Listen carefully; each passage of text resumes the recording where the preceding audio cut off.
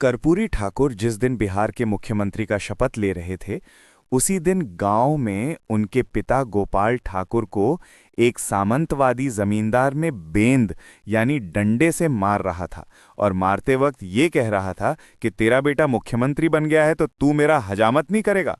नमस्कार, मेरा नाम राइज वेदा है। आज मैं आपको बिहार के अनकही किस्से सुनाता हूँ। बिहार का एक छोटा सा गांव, धूल भरी गलियां, कच्चे घर और हर सुबह उठती वही सौंधी महक। नीम के पेड़ के नीचे एक मिट्टी का घर था जिसके बाहर अक्सर एक बूढ़ा आदमी बैठा रहता, सादा कपड़े पहने, सफेद बालों वाला, चेहरे पर झुर्रियां लेकिन आंखों में एक अजीब चमक। उसका नाम था गोकुल ठाकुर। गांव में सब उसे नाई ठाकुर कहते थे। वो रोज अपनी झोली में उस्तरा, कंघी और कैंची रखता और घर घर जाकर लोगों की हजामत करता।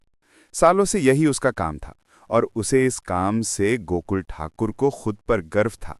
अक्सर गोकुल ठाकुर कहते थे, काम कोई छोटा नहीं होता, अगर ईमानदारी से किया जाए तो वही पूजा बन जाता है। गोकुल ठाकुर का एक ही बेटा था, कर्पूरी।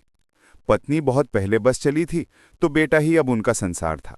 कर्पूरी बचपन से ही शांत, मेहनती और पढ़ने में तेज था। जब पिता किसी की दाढ़ी बनाते, वो वहीं बैठकर पुरानी किताबें पढ़ता। कभी गांधी की बातें, कभी लोहिया के विचार, कभी भारत छोड़ो आंदोलन की कहानियां। गांव के लोग हंसते, नाई का बेटा पढ़ लिख कर क्या करेगा? पर गोकुल ठाकुर हर बार मुस्कुराकर कहते, देख लेना, मेरा बेटा एक दिन ऊंचा उड़ान भरेगा लेकिन जमीन नहीं छोड़ेगा। गांव में गरीबी थी, भेदभाव था, लेकिन उस मिट्टी में मेहनत का विश्वास भी था। गोकुल ठाकुर रोज सवेरे निकलते खेतों के रास्ते से और हर किसी को प्रणाम करते। लोग उन्हें गोकुल भैया कहते क्योंकि वो हर चेहरे पर मुस्कान छोड़ आते। कर्पूरी ठाकुर की पढ़ाई आसान नहीं थी। कभी ट्यूशन पढ़ाकर फीस भरनी पड़ती, कभी किताबें उधार लेनी पड़ती, कभी भूखे पेट स्कूल जाना पड़ता तो कभी दिए की लौ में देर रात तक पढ़ना पड़ता। पर कर्पूरी ठाकुर ने हार नहीं मानी। उन्होंने कहा था, पिता मेरे हाथ से दाढ़ी बनाते हैं, मैं लोगों के दिलों की जड़ें काटूंगा, अज्ञान की, असमानता की। धीरे धीरे पढ़ाई पूरी की और फिर शिक्षक बने। कक्षा में बच्चों को सिर्फ किताबें नहीं, सोच भी सिखाते। इंसान की जात नहीं, कर्म बड़ा होता है, वो बच्चों से कहा करते। आज़ादी का दौर था, देश बदल रहा था। लोग लड़ रहे थे अंग्रेजों से भी और अन्याय से भी। कर्पूरी ठाकुर भी उस आंदोलन में कूद पड़े, जेल गए, मार खाई, पर आवाज नहीं टूटी। और तब उन्होंने जाना कि गुलामी सिर्फ सत्ता की नहीं होती, सोच की भी होती है। आज़ादी के बाद कर्पूरी ठाकुर राजनीति में कदम रखा, पर न कुर्सी के लिए न शोहरत के लिए। कर्पूरी का मकसद था हर उस आदमी को हक दिलाना जो जन्म से नहीं, कर्म से इंसान कहलाए।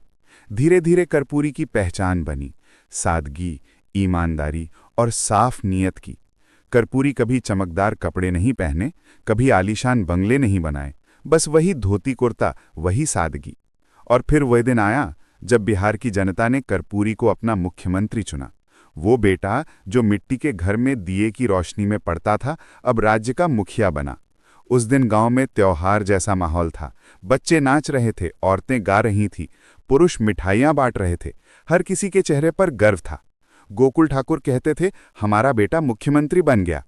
गोकुल ठाकुर के घर के बाहर भी भीड़ थी। लोग बधाई दे रहे थे, कोई फूल ला रहा था, कोई लड्डू। पर वो बूढ़ा आदमी आज भी वैसे ही बैठा था, धोती बांधे, उस तरह पहुंचते हुए। किसी ने कहा, अब तो आपका काम खत्म ठाकुर जी, अब तो आपका बेटा मुख्यमंत्री है। गोकुल ठाकुर मुस्कुराए, बेटा मुख्यमंत्री बना है, मैं नहीं। जब तक हाथ चलेंगे मैं अपनी मेहनत नहीं छोड़ूंगा। उस रात गोकुल ठाकुर वही किया जो हमेशा करते थे। उस तरह चमकाया, कैंची करीने से रखी और कहा, कल काम पर जाना है। सुबह देर से आंख खुली। गांव में मिठाइयां बांटी जा रही थी, लोग चर्चा कर रहे थे। गोकुल ठाकुर जल्दी जल्दी झोली उठाकर निकले। जमींदार के घर जाना था। जमींदार गांव का सबसे अमीर आदमी, जिसके घर की दीवारें ऊंची थीं और अहंकार उससे भी ऊंचा। जब गोकुल ठाकुर पहुंचे, सूरज सिर पर था। जमींदार दरवाजे पर खड़ा था, माथे पर बल लिए। कहाँ रह गए थे ठाकुर, इतनी देर क्यों की? गोकुल ठाकुर झुककर बोले, मालिक माफ कर दीजिए, कल गांव में खुशी थी, थोड़ा देर हो गया। जमींदार तमतमाया, अब तो तेरा बेटा मुख्यमंत्री बन गया है, इसलिए तुझे देर करने की छूट मिल गई। गोकुल ठाकुर ने विनम्रता से कहा, नहीं मालिक, गलती मेरी है। लेकिन अहंकार को विनम्रता से और गुस्सा आता है। जमींदार ने पास रखी बैत उठाई और छपाक वार किया, सीधा उनकी पीठ पर। उस तरह उनके हाथ से गिरा खून मिट्टी में मिल गया और गांव की हवा ठहर सी गई। कोई आगे नहीं आया। सबने देखा पर चुप रहे, क्योंकि उस जमाने में डर इंसानियत से बड़ा था। गोकुल ठाकुर बस इतना बोले, कोई बात नहीं मालिक, देर मेरी थी, और धीरे से अपने औजार उठाकर चल दिए। पीठ पर दर्द था पर आत्मा अब भी सीधी थी। पटना में कर्पूरी ठाकुर बैठे थे। लोग बधाई देने आ रहे थे, योजनाएं बन रही थी। तभी एक संदेश आया, मुख्यमंत्री जी, आपके पिता के साथ गांव में अपमान हुआ है। कर्पूरी कुछ देर चुप रहे, फिर धीरे से बोले, गाड़ी तैयार करिए, मैं गांव जा रहा हूं। गांव में हलचल मच गई। मुख्यमंत्री आ रहे हैं। लोगों ने सोचा अब तो जमींदार की खैर नहीं। गाड़ियों का काफिला आया, धूल उड़ी, और उसी धूल में उतरते हैं कर्पूरी ठाकुर।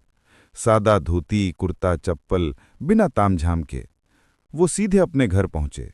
पिता खटिया पर बैठे थे, पीठ पर पट्टी बंधी। कर्पूरी ने झुककर पैर छुए। बाबूजी, किसने किया ये? गोकुल ठाकुर ने सिर झुका लिया। बोले, बेटा छोड़ दे, गलती मेरी थी, देर मैंने की, वो मालिक हैं। कर्पूरी ठाकुर की आंखें भर आईं, लेकिन उन्होंने कोई आदेश नहीं दिया। कोई सिपाही नहीं बुलाया, बस पिता का हाथ पकड़कर बोले, अब मालिक को मालिक मानते रहें, पर आज से वो भी समझेगा कि असली मालिक मेहनत होती है। अगले दिन कर्पूरी ठाकुर अकेले जमींदार के घर पहुंचे। गांव के लोग पीछे पीछे थे। दरवाजा खटखटाया। अंदर से आवाज, कौन? कर्पूरी बोले, कर्पूरी ठाकुर बोल रहा हूं। दरवाजा खुला। जमींदार की आंखों में डर था पर घमंड बाकी। कर्पूरी ने शांत स्वर में कहा, सुना है कल मेरे पिता की हजामत रह गई थी, अगर कहें तो आज मैं आपकी हजामत बना दूं। वो शब्द नहीं, बिजली की तरह गिरे। जमींदार का चेहरा सफेद पड़ गया। वो कांपते हुए झुक गया। माफ कर दीजिए ठाकुर साहब, गलती हो गई। कर्पूरी ठाकुर बस मुस्कुराए, भीड़ की ओर मुड़े और बोले, बाबूजी ने सिखाया है, काम शर्म का नहीं होता, लेकिन अपमान करना सबसे बड़ा पाप है। गांव में सन्नाटा था। किसी ने ताली नहीं बचाई, पर हर दिल के भीतर एक नई रोशनी जल उठी थी। उस दिन के बाद गांव में बहुत कुछ बदला। लोगों की सोच, उनका व्यवहार, सम्मान देखने का तरीका। अब कोई किसी को जात से नहीं तौलता था। गोकुल ठाकुर ने अपने बेटे को देखा। अब वो मुख्यमंत्री नहीं, उनका संस्कार था। उन्होंने धीरे से कहा, बेटा, आज तूने मुझे बड़ा नहीं बनाया, इंसान बना दिया। कर्पूरी ठाकुर मुस्कुराए, बाबूजी, अगर आप जैसे पिता ना होते तो मैं भी किसी जमींदार की तरह बन जाता। गांव के बच्चे अब स्कूल जाते, और जब शिक्षक उनसे पूछते, बड़े होकर क्या बनोगे, तो जवाब आता, कर्पूरी ठाकुर जैसा इंसान। ये कहानी सिर्फ एक पिता पुत्र की नहीं है, ये उस मिट्टी की कहानी है जहां मेहनत, इज्जत और इंसानियत सबसे ऊंचे हैं। गोकुल ठाकुर ने सिखाया, काम कभी छोटा नहीं होता। कर्पूरी ठाकुर ने दिखाया, सत्ता का असली अर्थ है विनम्रता। और इस तरह बिहार की उस धूल भरी धरती ने एक जननायक को जन्म दिया, जो कुर्सी से नहीं, अपने संस्कारों से ऊंचा हुआ। क्योंकि असली महानता सत्ता में नहीं, बल्कि उस दिल में होती है जो अपमान को बदले में नहीं, इंसानियत में बदल दे। नमस्कार दोस्तों,